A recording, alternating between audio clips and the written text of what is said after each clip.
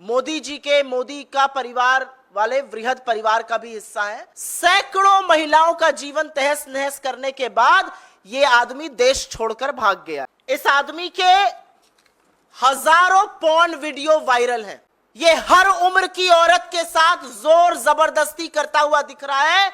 ये हर उम्र की औरत का यौन शोषण करता हुआ दिख। नरेंद्र मोदी इसके यौन कृत्यों के बारे में पूरी तरह से जानते थे। उनको हर बात का पता था। यह है नरेंद्र मोदी का असली चाल चरित्र और चेहरा। मुंह नहीं होना चाहिए इस देश के प्रधानमंत्री का औरतों का नाम लेने के लिए। आधी आबादी की बात करते हैं, किस हैसियत से मंगलसूत्र की बात करते हैं? एक ऐसे व्यक्ति को अपनी गोदी में बिठाकर जो औरतों के साथ, 63 साल की एक वृद्ध महिला के साथ। यह पिक्चर गले में पटका डाले हुए भारतीय जनता पार्टी का, यह पिक्चर प्रज्वल रेवन्ना की है। यहां मंच पर मोदी जी के साथ अभी 14 अप्रैल को प्रज्वल रेवन्ना हासन से एमपी हैं। ये देखिए, मोदी जी के वृहद परिवार का हिस्सा है।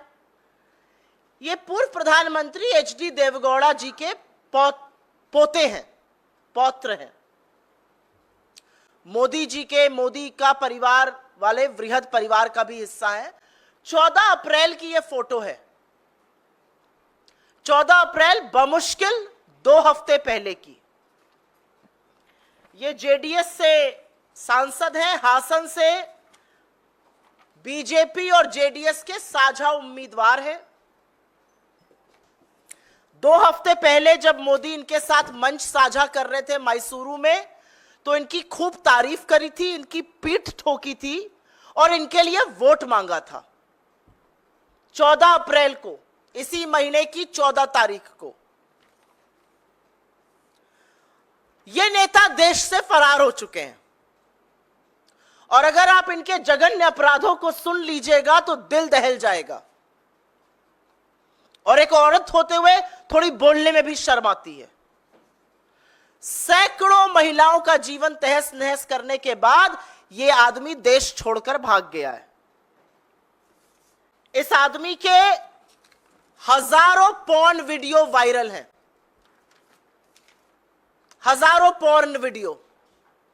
और उस पॉर्न वीडियो में यह हर उम्र की औरत के साथ जोर जबरदस्ती करता हुआ दिख रहा है।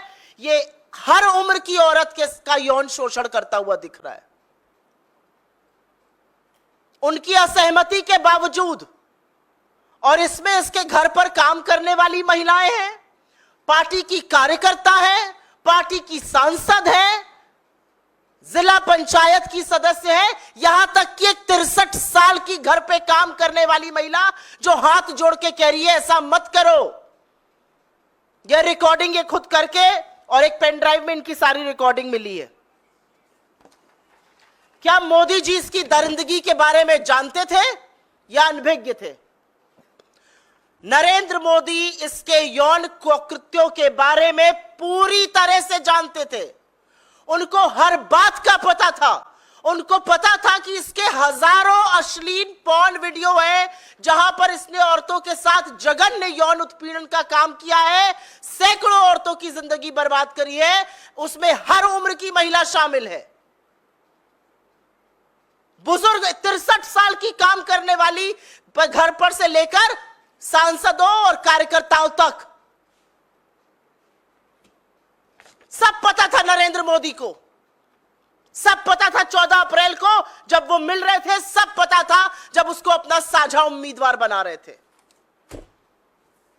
दिसंबर 2023 में बीजेपी के ही एक नेता देवराज गौड़ा ने बीजेपी के शीर्ष नेतृत्व को, नरेंद्र मोदी, अमित शाह और जेपी नड्डा को यह चिट्ठी लिखी, प्रदेश अध्यक्ष को चिट्ठी लिखी और उन्होंने पेन ड्राइव के बारे में जानकारी दी, प्रज्वल रेवन्ना के यौन विचलन के बारे में जानकारी दी और कहा इस आदमी को उम्मीदवार मत बनाइएगा। दिसंबर 2023, 4 महीने पहले। 11 जनवरी 2024 को देवराज गौड़ा ने प्रज्वल के खिलाफ बीजेपी आला कमान को लिखा था। उसके बाद उन्होंने प्रेस वार्ता की, सार्वजनिक किया इस सारी बात को और बताया कि ऐसा आदमी है, इसके ये कुकृत्य है, ये बातें सामने आई हैं, इसको टिकट नहीं देना चाहिए, इसको उम्मीदवार नहीं बनाना चाहिए। पहले लिखा और उसके बाद बीजेपी के आला कमान को सूचित किया, प्रेस वार्ता की। उसके बाद फरवरी और मार्च में फर्जी चाणक्य इस देश के गृह मंत्री अमित शाह कर्नाटक के दौरे पे जाते हैं, मैसूर पहुंचते हैं और तब पूर्व बीजेपी विधायक प्रीतम गौड़, पूर्व विधायक एटी रामास्वामी और कार्यकर्ताओं ने इस प्रज्वल रेवन्ना की उम्मीदवारी के खिलाफ उनको कहा और कहा ऐसे व्यक्ति को टिकट मत दीजिए, इसके यौन कुकृत्य के चर्चे बहुत फैले हुए हैं, इसने हर उम्र की औरत का शोषण किया है, इसके तमाम हजारों वीडियो पेन ड्राइव पर हैं, इसने सैकड़ों औरतों की जिंदगी तबाह करी है। मार्च तक अमित शाह से मिलकर बीजेपी के पूर्व विधायकों ने, उनके नेताओं ने मैसूरू में यह बात कही। तो अमित शाह और नरेंद्र मोदी सब कुछ जानते थे। वो जानते थे कि ये कैसे आदमी को उम्मीदवार बना रहे हैं, वो जानते थे ये कितना जघन्य अपराधी है, और उसके बाद भी उन्होंने हासन की सीट से उसको अपना उम्मीदवार बनाया। कर्नाटका की महिला आयोग ने इस मामले का स्वतः संज्ञान लिया। जैसे ही उनके जानकारी में यह आया, उन्होंने एसपी को नोटिस जारी की और सीएम से इस भयावह घटना पर एसआईटी के गठन की मांग करी। अगले दिन एसआईटी गठित हुआ और जैसे ही एसआईटी गठित होता है, हासन का ये उम्मीदवार, नरेंद्र मोदी का चहेता, उनका दुलारा, उनके वृहद परिवार का हिस्सा, ये देश छोड़कर भाग जाता है। एसआईटी पूरी कोशिश कर रही है, एसआईटी हर संभव प्रयास कर रही है इसके प्रत्यार्पण का, कि भारत लाके इसकी जांच पूरी की जा सके। लेकिन आज सवाल यह है कि बेटी बचाओ, बेटी पढ़ाओ, नारी अभिवंदन, नारी शक्ति, महिला सम्मान, ये सब बातें फर्जी हैं, क्योंकि नरेंद्र मोदी जानते थे कि स्टेज पर खड़े हुए उनके बगल के इस व्यक्ति ने, उनके साझा उम्मीदवार ने क्या किया, वो सब जानते थे और उसके बाद भी उम्मीदवार बनाया। तो आज प्रधानमंत्री को इस बात का जवाब देना पड़ेगा कि किस हैसियत से, क्या सोचकर आपने इतने घिनौने दरिंदे को अपना साझा उम्मीदवार बनाया, और हर बार आप महिलाओं के खिलाफ अपराध करने वालों के साथ ही क्यों खड़े होते हैं? प्रधानमंत्री चुप रहेंगे, देश की महिला बाल विकास मंत्री, जैसा कि आप सब जानते हैं, मौन धारण कर लेती हैं। महिला सुरक्षा, महिला अपराध का कोई भी मुद्दा हो, वो सिर्फ एक मुद्दे पर बोलती है और वो आप सब मुझसे बेहतर जानते हैं।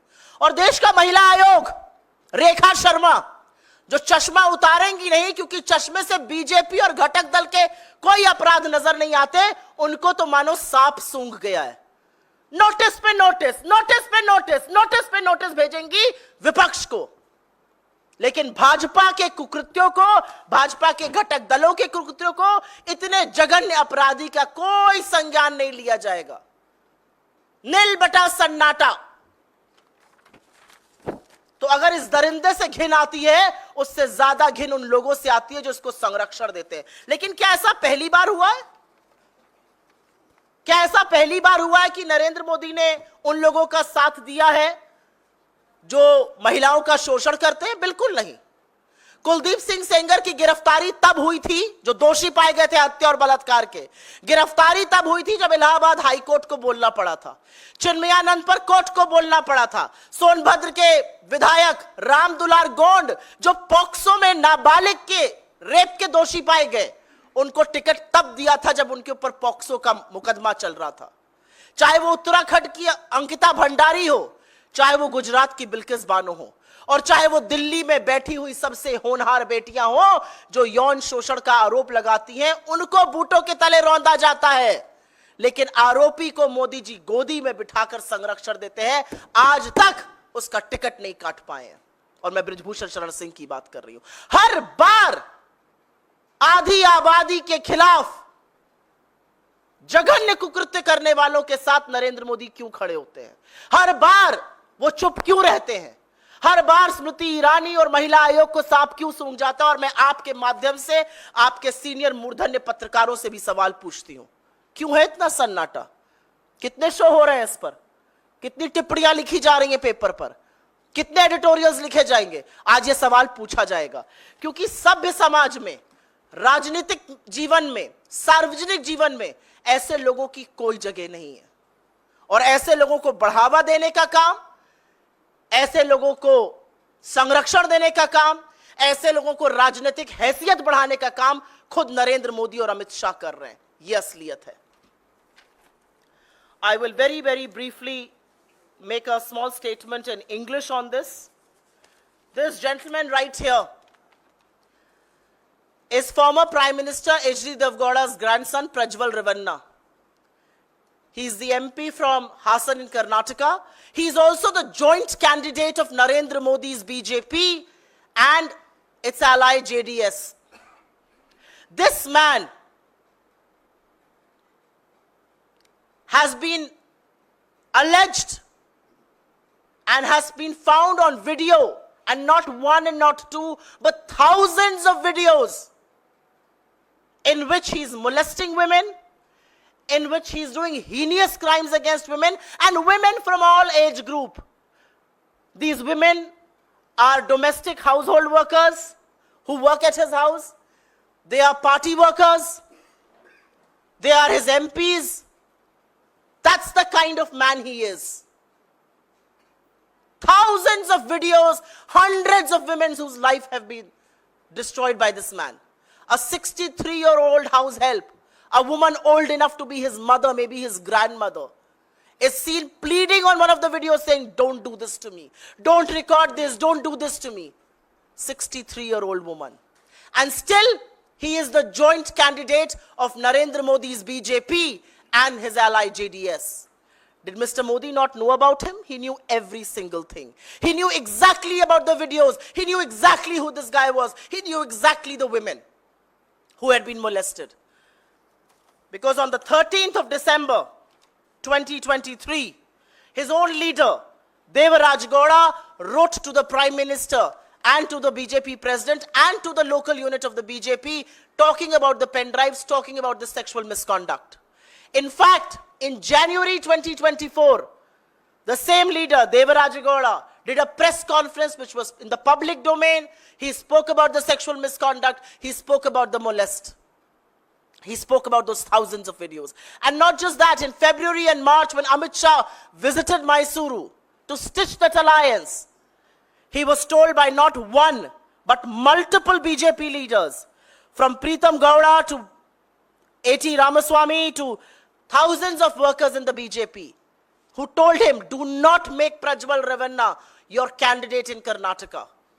Do not announce his candidature, because he is known to be a man who inflicts sexual violence on women. He is found to be inappropriately behaving with women on camera. These women are from different stratas of society. They belong to different age groups. And yet on the 14th of April, you find the Prime Minister sharing the stage with Prajwal Revanna. The Prime Minister doesn't just praise him, he asks for votes in his favor. That's who the Prime Minister is. Is this the first time that the Prime Minister has stood with perpetrators of crime against women? No. Will this be the last? I don't know about that. With Mr. Modi, you never know. This will perhaps not be the last. But it needs to be pointed out that the moment this was taken up by the Commission for Women in Karnataka, they issued a notice to the SP. They asked the government to set up an SIT. An SIT was set up. The very same day, this man absconded and ran away to Europe. We are looking at his extradition, and the SIT will ensure that he faces the whole might of Indian law. But there are some questions that will be posed before Narendra Modi. And those questions include his silence. Those questions include his blessing. Those questions include his absolute know-how. And those questions will include, why did he make this man his candidate? Why is Smriti Irani quiet? Where is the National Commission for Women? They are only interested in issuing notices to members of India's opposition. What about perpetrators of crime like this? Where is Rekha Sharma? Is she hibernating? Is she on a holiday? Is she writing those filthy tweets that she writes? That's what we want to know. But where is the Prime Minister, and what is the explanation he has? Despite knowing every detail, how could you make a man who's so engrossed in sexual violence, sexual crime against women, your candidate? But has this happened for the first time? No. You must remember that in Unnao, Kuldeep Singh Sengar was arrested only after the courts intervened. Chinmayanand was arrested only after the courts intervened. Ram Dular Gond, their MLA from Sonbhadra, who has now been found guilty of raping a minor under the POCSO Act, was given a ticket when the POCSO case was going on against him. Have you forgotten Brijbhushan Sharan Singh? Have you forgotten that he is a sexual offender? Have you forgotten he's been named in a charge sheet? Have you forgotten the BJP has not been able to act against him? Have you forgotten Ankita Bhandari? Have you forgotten Bilkis Bano? Each time there is a crime against women, the Prime Minister, his government, his machinery, and the BJP are always protecting the perpetrators of this crime and not the women, not the victims. That is the question today. आपके सवालों का स्वागत है. अगर आप इस पर सवाल पहले लीजिएगा तो मैं अनुग्रहित रहूंगी. I'll be very grateful if you please focus your questions on this matter.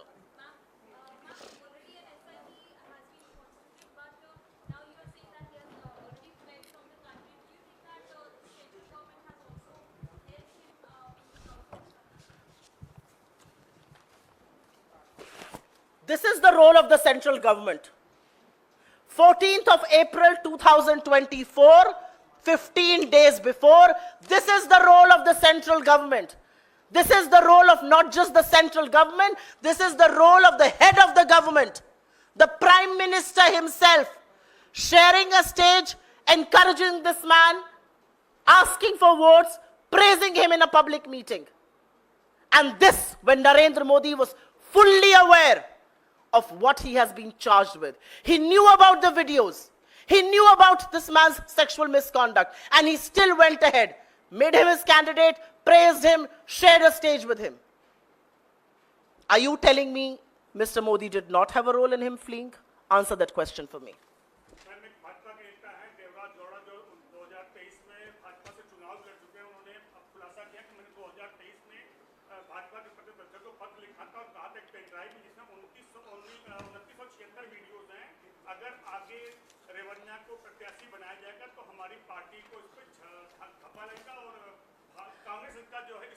ये वो चिट्ठी है देवराज गौड़ा की जो उन्होंने प्रधानमंत्री को, गृह मंत्री को, जेपी नड्डा को, कर्नाटका के बीजेपी प्रेसिडेंट को लिखी दिसंबर 2023 में.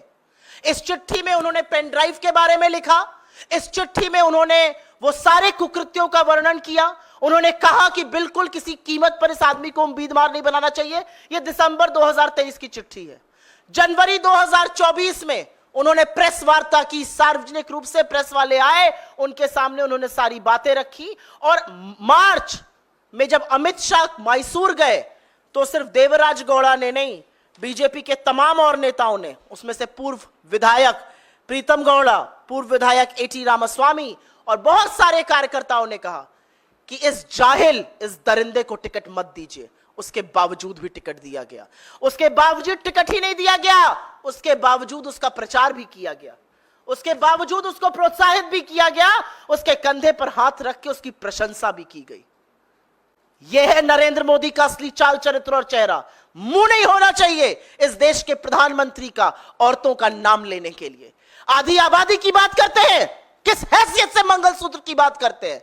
एक ऐसे व्यक्ति को अपनी गोदी में बिठाकर जो औरतों के साथ, 63 साल की एक वृद्ध महिला के साथ, सोच सकते हैं आप, आपके घर में जो औरतें मजबूरी में काम कर रही हैं उनके साथ, अपनी पार्टी के कार्यकर्ताओं के साथ, जिला पंचायत सदस्यों के साथ, महिला सांसदों के साथ. यह असलियत है इस आदमी की. और उस आदमी को प्रोत्साहित करने का, संरक्षण देने का काम कोई और नहीं, इस देश का प्रधानमंत्री नरेंद्र मोदी कर रहे हैं. There are thousands of videos, and because those videos are under SIT, I will not be able to reveal the identities of those women. I think it's only fair that the probe does it. But about 3,000 videos have surfaced where hundreds of women have been found being molested by this man. And he has fled this country. He was your candidate. You went and campaigned for him. He's now fled the country. But believe you me, The Karnataka government will ensure that he is extradited and he faces the might of Indian law. That's what we hear. And हाँ, इस पे इसके अलावा कोई इस पे और सवाल? महिलाओं को तो मुझे लगता है थोड़ी शर्म भी आनी चाहिए कि ऐसे देश में हम रह रहे हैं. घिन आती है कि जहां का प्रधानमंत्री ऐसे लोगों का सहयोग कर रहे हैं, संरक्षण कर रहे हैं. शायद इसीलिए आप लोग सवाल पूछने में असमर्थ हैं. जी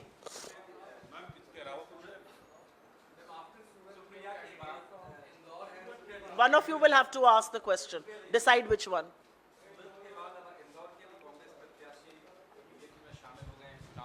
किस तरह से पार्टी देखती है? उनके ऊपर एक मुकदमा था. आप सवाल पूछ चुके हैं. नामांकन की उस पे धारा जोड़ी गई है हत्या के प्रयास की. तो क्या ये माना जाए कि अगर आप बोल चुके हो तो मैं जवाब दे दूं. आपने जिन सज्जन का नाम लिया उनकी कुछ यूनिवर्सिटीज और कॉलेज चलते हैं. उनके ऊपर एक मुकदमा किया गया जिसमें हत्या की धारा जोड़ी गई. उनके ऊपर क्या प्रेशर था मुझे नहीं पता, लेकिन ऐसे ही कोई जाकर अपना नामांकन वापस नहीं ले लेता है और बीजेपी का दामन नहीं थाम लेता है. जब हम चीख चीख कर कहते हैं कि इस लोकतंत्र का चीरहरण हो रहा है, तो यह लोकतंत्र का चीरहरण ही है. कैंडिडेट्स को डरा धमकाकर, उनके प्रस्तावकों को डरा धमकाकर, उनके खिलाफ ऐसी ऐसी धाराएं लगाकर, उनके धंधा पानी को चौपट करके जो काम भारतीय जनता पार्टी कर रही है, इसको चुनाव जीतना नहीं कहते हैं, इसको लोकतंत्र का चीरहरण कहते हैं.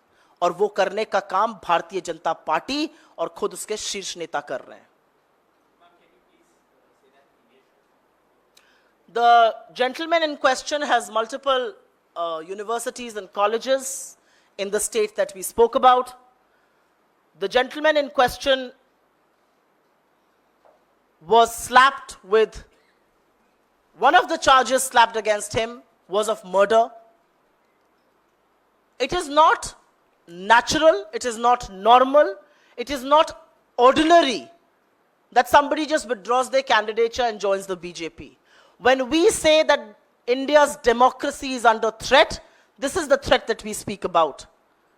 The threat is to coax candidates, to put pressure for them to withdraw, to intimidate them, to intimidate their proposers, and that is what is happening. So anybody who questions us, and multiple colleagues of yours question us, kahan hai democracy khatre mein? Yahan hai democracy khatre mein. When you are putting pressure, when intimidation is of the kind where people are having to withdraw from electoral contests, where is a free and fair election? Where is a free and fair election when the Prime Minister delivers a hate speech, but he is not held responsible? The notice instead goes to the party president. Where is a free and fair election when the Election Commission looks the other way, when candidate after candidate is being intimidated? I think these are questions that you should raise more than me. Shivraj Singh Chauhan इसी पे कह रहे हैं कि ये प्रधानमंत्री की चमत्कारी नीतियों का नतीजा है कि कांग्रेस के लोग भी अब भाजपा में आ रहे हैं. प्रधानमंत्री की चमत्कारी नीतियां ये हैं. प्रधानमंत्री का चमत्कार प्रज्वल रेवन्ना में दिखता है, जो सैकड़ों औरतों का बलात्कार करता है, उनका यौन शोषण करता है, उसके वीडियो सामने आते हैं. 5 महीने से प्रधानमंत्री को पूरी जानकारी है और उसके बाद भी उसको ना सिर्फ अपना साझा उम्मीदवार बनाते हैं, उसके साथ मंच शेयर करते हैं, उसके कंधे पर और उसकी पीठ को थपथपाते हैं, उसकी प्रशंसा करते हैं, उससे वोट मांगते हैं. यह है प्रधानमंत्री का चमत्कार. आगे मेरा मुंह मत खुलवाइए. Any other questions? जी बोलिए. पहले वाला जो आपका विषय था उससे संबंधित है. प्रधानमंत्री ने अभी एक रैली में कहा कि विपक्ष के लोग मैदान छोड़कर भाग चुके हैं और मेरी आवाज में भद्दी भद्दी वीडियो बना करके ये लोग पोस्ट कर रहे हैं सोशल मीडिया पर. सूप तो सूप, बोले छलनी जिसमें 72 छेद. प्रधानमंत्री बात करेंगे वीडियो की काट छाट की, प्रधानमंत्री बात करेंगे भद्दी बातों की, प्रधानमंत्री बात करेंगे उनके स्टेटमेंट को कैसे चलाया जा रहा है. अरे थोड़ा गिरेबान में झांक कर देखिए, एक शब्द नहीं बोल पाइएगा. दुनिया की सबसे बड़ी फेक न्यूज फैक्ट्री, सबसे महंगी फेक न्यूज फैक्ट्री, जिसका काम ही है लोगों की रेप्यूटेशन को असैसिनेट करना, जिसका काम ही है एक व्यक्ति विशेष के पीछे पड़ना, उनके बयानों को काट छाट तोड़ मरोड़ के प्रस्तुत करना। करोड़ों हजारों रुपए लगा दिए लेकिन सच को छुपा नहीं पाए, और आज दुनिया जानती है कि राहुल गांधी क्या है। ये बोलेंगे प्रधानमंत्री को मुंह के दांत के तले उंगली दबानी चाहिए, शब्द नहीं बोलना चाहिए। एक आप भद्दी बातें करिएगा तो आपको भद्दी बातें सुनाई देंगी। अगर आप महिलाओं की, अगर आप समुदायों की का तिरस्कार करिएगा तो महिलाएं आपके खिलाफ आज बोल रही हैं। आपके चैनल्स पर मैं देखती हूं ओपिनियन पोल्स, आपके चैनल्स पर मैं वॉक्स पॉप्स को सुनती हूं जो आम जनता की बातें हैं। वो क्या क्या बातें प्रधानमंत्री के लिए बोल रहे हैं, सुनकर दुख होता है। सुनकर दुख होता है कि इस देश के प्रधान पंत के लिए वो बातें कही जा रही हैं। प्रधानमंत्री रोएंगे, मेरे नेता सही कहते हैं, अब रोने वाले हैं, जल्दी रोएंगे, देखते जाइए। अभी अभी सुप्रिया जी, कैंडिडेट तो नॉमिनेशन जो वापस ले रहे हैं, आप कह रहे हैं कि डरा धमका कर, लेकिन लवली जी जो हैं, जो दिल्ली के आपके प्रदेश अध्यक्ष थे, उन्होंने किस डर के मारे वापस लिया, अपने अध्यक्ष पद से इस्तीफा दिया है? क्या तो आरोप लगा रहे हैं पार्टी पर? मुझे ऐसा लगता है कि उनकी बहुत सारी बातों का जवाब मैं देना चाहूंगी लेकिन दूंगी नहीं। मुझे ऐसा लगता है उन्होंने इस्तीफा दिया, वो इस्तीफा मंजूर कर लिया गया। ऐसा कोई भी निर्णय नहीं था जिसमें वो शामिल नहीं थे। जितना एक्सेस उनको लीडरशिप का, जितना एक्सेस उनको अध्यक्ष जी के यहाँ का, जितना एक्सेस उनको अध्यक्ष जी के ऑफिस का था, शायद ही कम लोगों को होता हो। तो उनकी बहुत सारी बातें निराधार हैं और मैं उसका पूरी तरह से खंडन करती हूं। मुझे ऐसा लगता है कि चुनाव के दौरान यह करना कहीं ना कहीं आपकी नीयत पर सवाल जरूर उठाता है। मैंने बोल दिया कई सारे एक्स एमएलए थे, तो उन्होंने ये भी आरोप लगाया दीपक बावरिया जी पर किस तरह से पार्टी को नुकसान पहुंचा है। तो क्या पार्टी इस पर कोई डिसिप्लिनरी एक्शन लेगी? चुनाव के दौरान आप रिजाइन करिए, आप दिक्कतें पैदा करने की कोशिश करिए और एक्शन किसी और के खिलाफ लिया जाए। ये सुना है आपने कभी?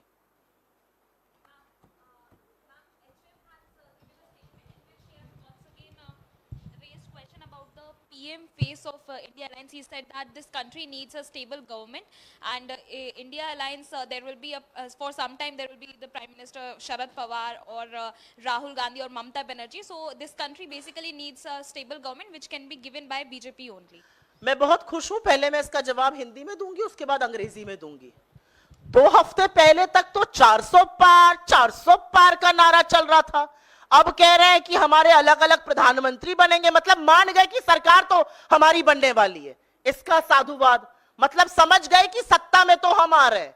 जो प्रधानमंत्री शुरू करते थे रैली, 400 पार की बात करते थे, आज उन प्रधानमंत्री को रैली में जाकर बोलना पड़ रहा है कांग्रेस को वोट मत देना, अगर कांग्रेस आ जाएगी तो ये हो जाएगा। मतलब आप मान रहे हैं कि हम आ रहे हैं, वो अच्छी बात है। जब जागो तभी सवेरा। असलियत यह है कि 2 चरण के मतदान के बाद बीजेपी की सारी कलई खुल गई है। बीजेपी का संविधान को बदलने का नापाक मंसूबा लोगों के सामने आ गया है। आरक्षण खत्म करने की जो सारा षड्यंत्र था, जो सारी साजिश थी, आज लोग देख रहे हैं, समझ रहे हैं और इनको उखाड़ फेंकने का मन बना चुके हैं। ये कोइंसिडेंस नहीं है कि पिछले 48 घंटे में 2-2 बार आरएसएस के प्रमुख, खुद मोदी जी, खुद गृह मंत्री जी आकर कह रहे हैं नहीं हम आरक्षण खत्म नहीं करेंगे। आप आरक्षण ही खत्म करना चाहते हैं, इसीलिए आप संविधान बदलना चाहते हो और ये आपका आज का मत नहीं है। मोहन भागवत जी तो 2015 से कह रहे हैं कि आरक्षण खत्म करो। प्रधानमंत्री मोदी हमारे मैनिफेस्टो में सिर्फ और सिर्फ जातिगत जनगणना को लेकर ही क्यों भ्रम फैला रहे हैं? आप बताइए ना, आप जातिगत जनगणना के साथ हैं या खिलाफ है? आप बताइए ना, आप आरक्षण के साथ है या खिलाफ है? क्योंकि आपकी पूरी पार्टी, गुरु गोलवलकर से लेकर आपके पहले जो आरएसएस के मीडिया पब्लिसिटी के हेड थे, वो खुद मोहन भागवत जी, सबने आरक्षण का दुर्विरोध किया है। ये संयोग नहीं है कि बीजेपी के बड़े नेता अनंत हेगड़े, सांसद लल्लू सिंह, प्रत्याशी ज्योति मिर्धा कह रही है संविधान बदल देंगे। तो ये देश ने चौकन्ने होकर सब सुन लिया है और आपका बोरिया बिस्तर गोल करने वाला है, क्योंकि ये देश सब कुछ सहेगा। ये देश आरक्षण के साथ और संविधान के साथ खिलवाड़ बिल्कुल नहीं सहेगा। As far as your question is concerned, I'll very briefly answer it in English since you asked me in that language. I am very glad that the Home Minister is talking about who our potential Prime Minister candidates will be. At least there is admission that Mr. Modi is not coming to power. At least there is admission from saying 400, at least there is admission that the next government will be that of the India alliance. Now, who the Prime Minister will be or not be will be one of the decisions that we will take. But the reality is there is admission, there is cognizance, and I thank them for it. The reality also is that the country has seen through the sinister plot of trying to change the constitution, of ending reservations, because that has been the core philosophy of the RSS from Mohan Bhagwat to Golwalkar to everybody else involved. They have consistently opposed reservations. Even the BJP, it is no coincidence that from Lallu Singh to Jyoti Mirda to Anant Hegde, they're all talking about changing the constitution. What does changing the constitution mean? It simply means denying people the right to reservation. It simply means to act against Dalits, it simply means to act against tribals, it simply means to act against the backward classes and the poor who belong to the general category. The people of this country have understood your sinister plot and they will throw you out. Supriya जी, अमेठी और रायबरेली पर सवाल पूछना चाहती हूँ क्योंकि CEC हुई थी, उसमें भी कुछ क्लैरिटी नहीं हुई। क्या गांधी परिवार के सदस्य ही इन 2 सीटों से लड़ेंगे और कब कांग्रेस इसकी घोषणा कर सकती है? ये कहना गलत होगा कि क्लैरिटी नहीं हुई। वहां पर पूरी तरह से अध्यक्ष जी को ये जिम्मा सौंपा गया है कि वो डिसाइड करें, उनको ऑथराइज किया गया है, वो डिसाइड करें कैंडिडेट कौन होगा। चुनाव छुपकर तो लड़ा नहीं जा सकता है, चुनाव तो पूरे गाजे बाजे के साथ पूरे माहौल में बाहर लड़ा जाएगा। जैसे ही कैंडिडेट अनाउंस होगा आप लोगों को इस बारे में पता चलेगा। हमारे यहाँ ये डिसीजन बंद कमरे में 2 लोग नहीं लेते हैं, सीईसी ने एक अपना मत सामने रखा है और अब अध्यक्ष जी और सीईसी पर इसकी मोहर लगकर कैंडिडेट डिसाइड होगा।